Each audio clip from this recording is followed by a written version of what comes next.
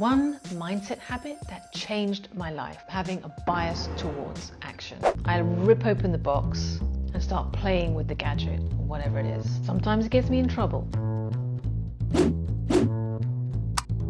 but mostly it helps me get stuff done. It helps me learn faster. You learn more from experience than from reading. The more you act, the more feedback you get, the faster you improve. And when you have a bias towards action, you get used to discomfort. You know you can get stuck in and figure things out, whatever life throws at you. Ralph Emerson once said, "Do the thing and you'll have the power."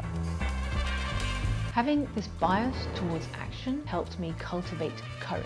So when you're constantly dancing with the unknown, which can be scary, you're constantly flexing your courage muscle. And like any muscle, the more reps you do and the more weight you add, the bigger they get. So you become more courageous. As Shonda Rhimes once said, I think a lot of people dream. And while they are busy dreaming, the really happy people, the really successful people, the really interesting, engaged, powerful people are busy doing.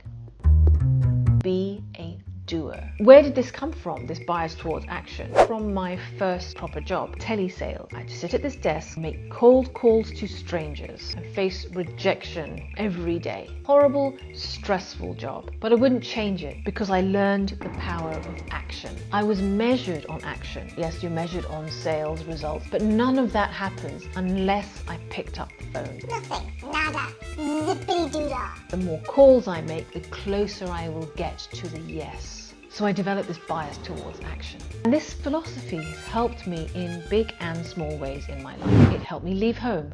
As soon as my friend suggested it, I said yes. Contacted me the next day saying, a colleague at work is renting a room, do you want to meet them? I said yes. I met them that same week.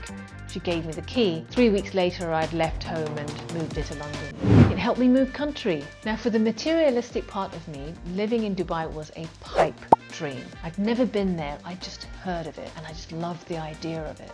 And I thought, oh, it would be really cool to live there one day.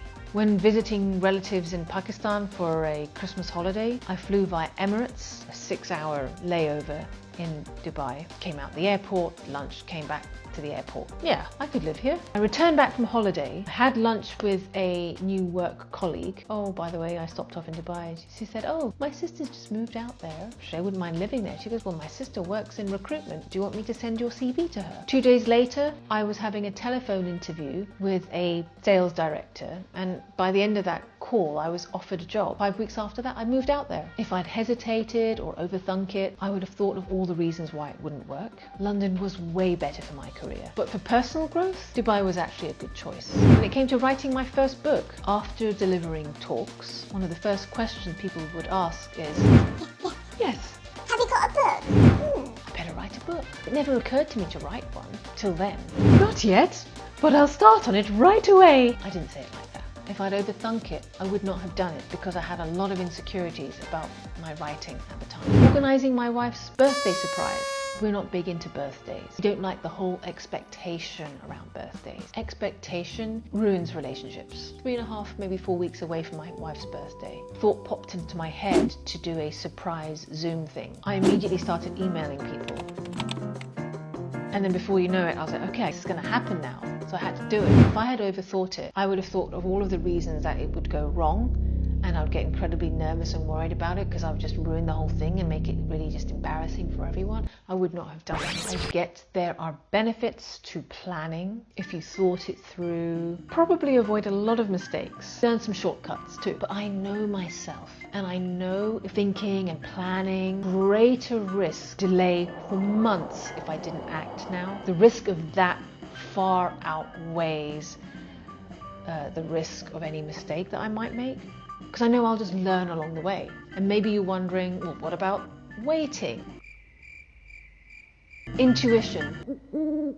You can still use your intuition while you're taking action in a mindful way. For me, overthinking has typically led to so many forms of procrastination. Many.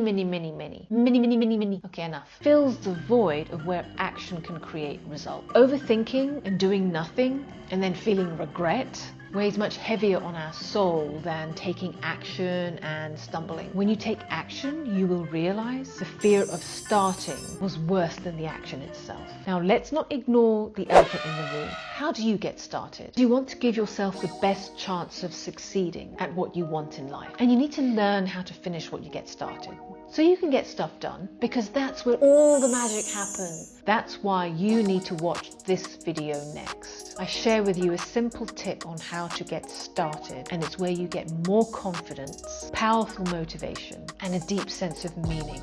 So watch this one next. And more importantly, you move the needle closer to that better version of you that you are reaching for. You know intuitively, when you take care of the micro, the macro takes care of itself. And you know deep down, the act of getting something done today brings you closer to your dreams tomorrow. And that sense of progress gives you meaning. And that